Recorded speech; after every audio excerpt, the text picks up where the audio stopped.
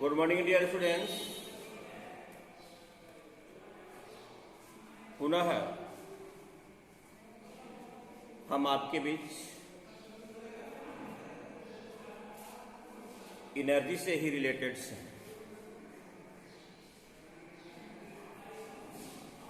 आज हम लोग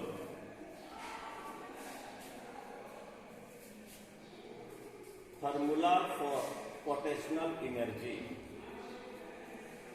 पोटेंशियल एनर्जी को काउंट करने के लिए किस प्रकार के सूत्र का हम यूज करते हैं या करेंगे, उस सूत्र को, उस फॉर्मूला को हम आज जनरेट करेंगे। आपको यह पता है, ऊर्जा किसी भी प्रकार की हो, उसमें हर हालत में कार्य करने की क्षमता होती है। अगर मान लिया जाए आपके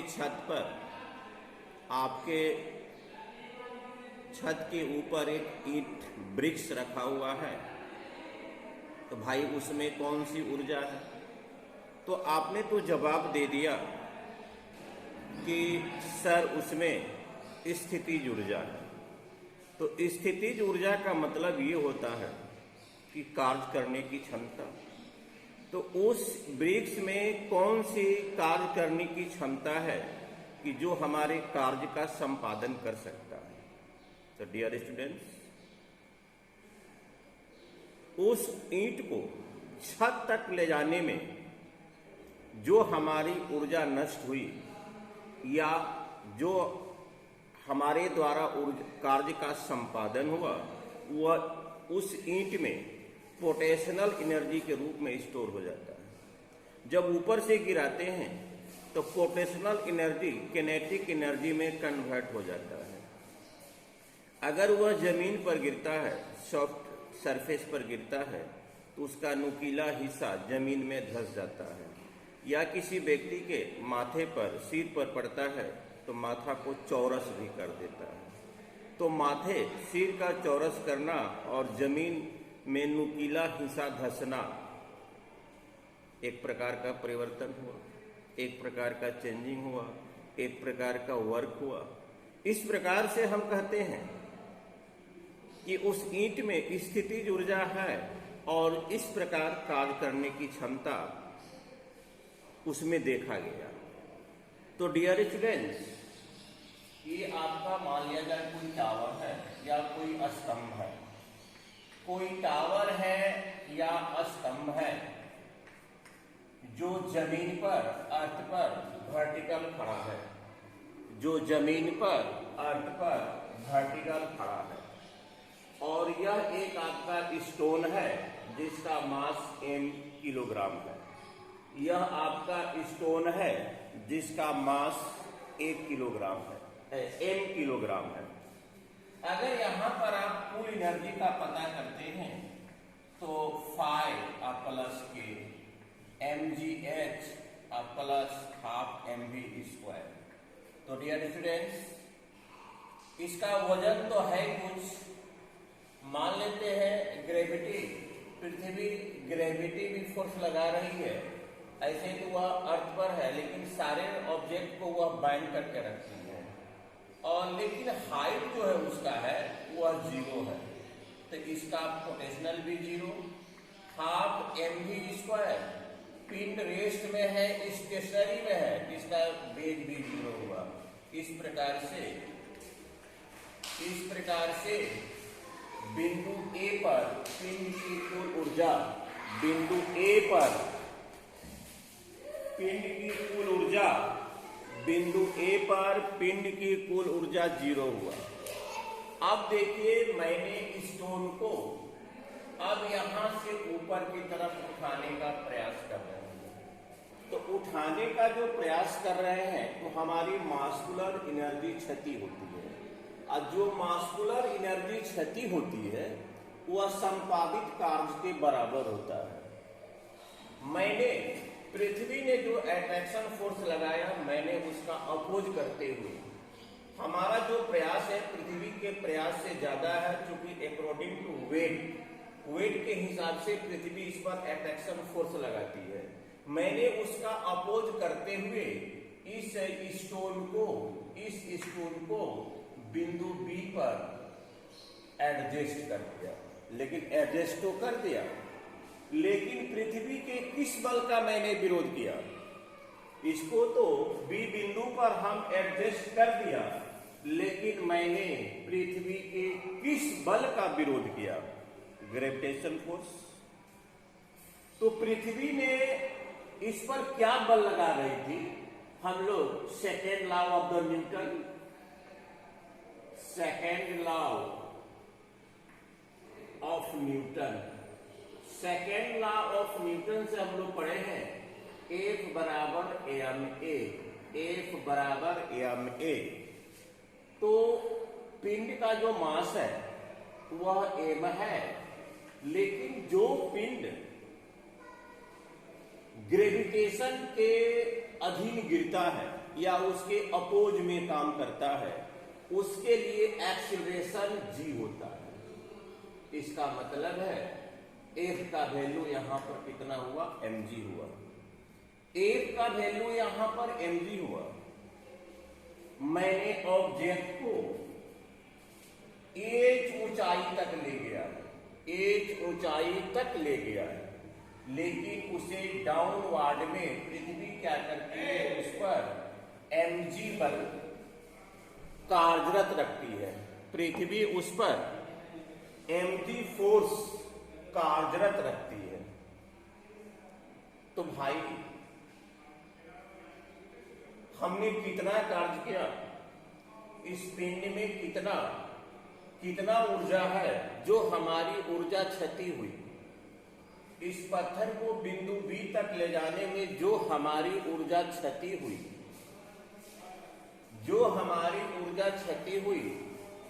और जो संपादित कार्य हुआ, ऊर्जा में क्षति संपादित कार्य के बराबर होता है, इसमें स्टोर हो जाता है। तो हम लोग पढ़े हैं वर्क बराबर बल गुना विस्थापन, वर्क बराबर हम लोग पढ़े हैं बल गुना विस्थापन। तो वर्क बराबर बल का वैल्यू क्या है? mg, और s डिस्प्लेसमेंट आपका है h, डिस्प्लेसमेंट आपका h है।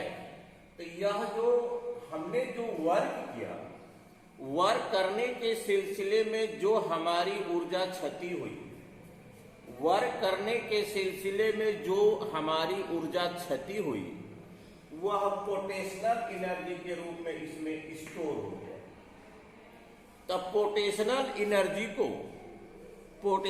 एनर्जी को हम लोग F द्वारा इंडिकेट करते हैं।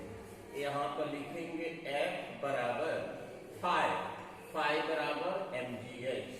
केमिकल आपको देता है प्रूव दैट फाई बराबर mg। Find the algebraic expression for potential energy. Find the algebraic expression for potential energy. तो डियर स्टूडेंट्स, फाई को हम लोग फाई के द्वारा किसको इंडिकेट किए हैं? पोटेंशियल एनर्जी को। और एम किसको इंडिकेट करता है? Mass of object, mass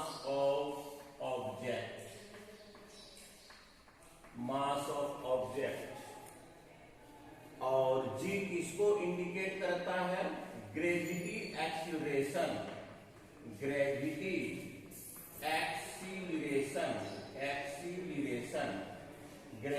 acceleration. और एच क्या करता है? डिस्प्लेसमेंट, माने कि ऑब्जेक्ट जो है वस्तु से कितने ऊंचाई तक ले गए, डिस्टेंस हमारा हुआ h। इस प्रकार से इससे संबंधित फाई बराबर mgh।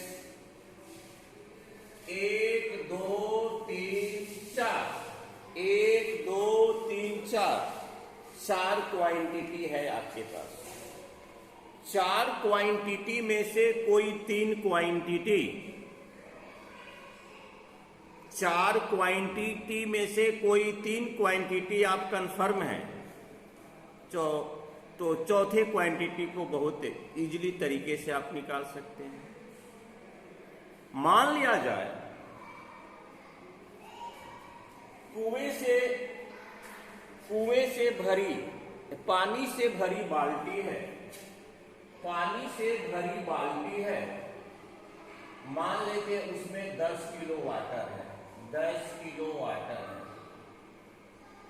10 किलो वाटर है कंटेनर में, 10 किलो वाटर है कंटेनर में। आप कुआं से पानी को ऊपर की तरफ खींच रहे हैं, पृथ्वी ग्रेविटेशन फोर्स लगा रही है कि हम जाने नहीं देंगे, पृथ्वी ग्रेविटेशन फोर्स लगा रही है कि हम जाने नहीं देंगे। लेकिन हमारा जो प्रयास होता है पृथ्वी के प्रयास से ज़्यादा होने के कारण उसका अपोज करते हुए पानी से भरी कंटेनर को खींचने में हम सक्षम हो जाते हैं।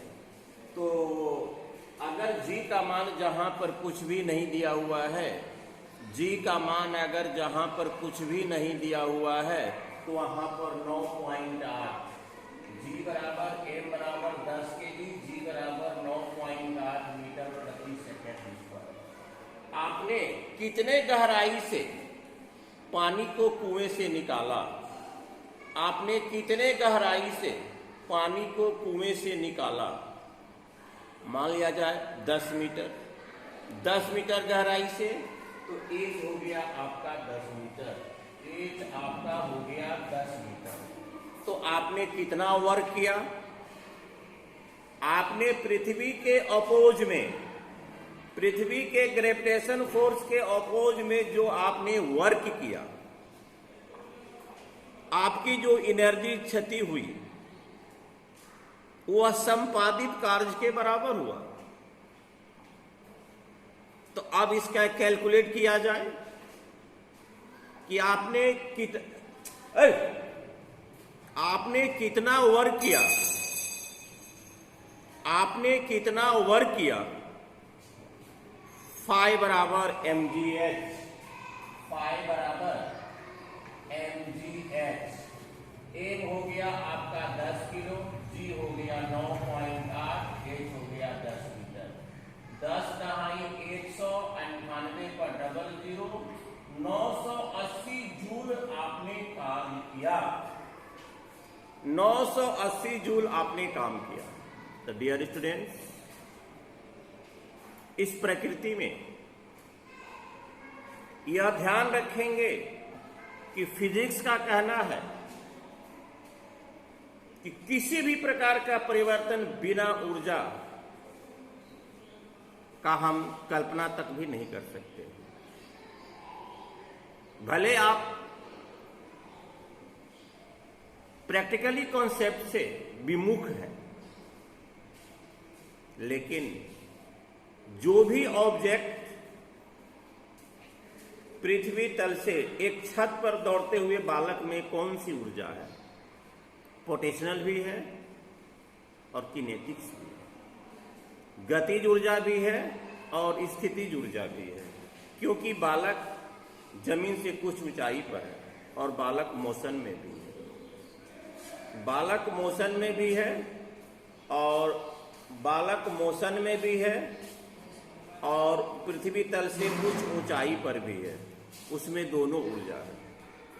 कहने का मतलब ये हुआ, यांत्रिक ऊर्जा बराबर स्थितिज ऊर्जा प्लस गतिज ऊर्जा। जो ऑब्जेक्ट ग्रेविटेशन फोर्स के अधीन गिरते हैं उसकी ऊर्जा सदैव अचर होती है, एक घटेगा एक बढ़ेगा लेकिन अपने बैलेंस को बनाए रखेगा। जैसे हिमालय पर्वत की चोटी से कोई पत्थर लुढ़क रहा है, अगर उसके पास 50 जूल ऊर्जा है जब वह रेस्ट में था, तो वहां पर किनेटिक एनर्जी 0 था और पोटेंशियल 50 जूल था। जब वह लुढ़कना शुरू किया, अगर एक होगा 20 जूल, दूसरा ऑटोमेटिक 30 होगा, अगर दूसरा 10 होगा तो पहला ऑटोमेटिक 40 जूल होगा। कहने का मतलब ऊर्जा न तो नष्ट होती है, न इसका सृजन किया जा सकता है, न इसकी मात्रा घटाई जा सकती है, न इसकी मात्रा बढ़ाई जा सकती है, केवल इसके रूप का रूपांतरण होता है। इसे ऊर्जा संरक्षण का सिद्धांत कहते हैं। चलिए स्टूडेंट्स, एक हल्का सा रिवाइजिंग, ये है पृथ्वी का सतह, एक स्टोन है जिसका मास m है। मैंने पृथ्वी के ग्रेविटेशन फोर्स के अपोजिट में चला, जिसके कारण कि हमको mg फोर्स का अपोज करना पड़ा। mg फोर्स का अपोज करने में हमारी जो एनर्जी क्षति हुई और हमारे द्वारा जो ऊर्जा का संपादन हुआ, कार्य का संपादन हुआ, इस स्टोन में स्टोर हो गया। अब रही बात कि हम लोग second law of the Newton से पढ़े हैं, F बराबर ma। F बराबर ma, तो m हो गया और g एक स्ट्रेट लाइन में जो ऑब्जेक्ट मोशन में है, उसके एक्सेलरेशन के लिए a का प्रयोग करते हैं। जो vertical due to gravitation force के चलते गिर रहा है, उसके लिए एक्सेलरेशन g का प्रयोग करते हैं। इस प्रकार W बराबर बल गुना विस्थापन, F गुना S, F का वैल्यू mg विस्थापन का वैल्यू h, फाई बराबर mgh।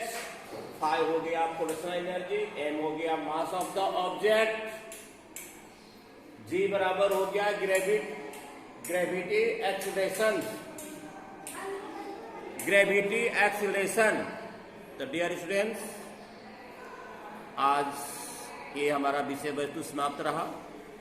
कल के ऑनलाइन क्लासेस में हम लोग गतिज ऊर्जा के लिए एक अलजेब्रिक एक्सप्रेशन प्राप्त करेंगे। इसे विजिट जरूर करेंगे, जरूर इसे देखेंगे, विजिट करेंगे। व्यूअर की संख्या हमारे पास जितना अधिक आएगी, उतना मुझे बेहतर एनर्जी मिलेगी और आगे का ऑनलाइन क्लासेस बेहतर होगा। Thank you very much.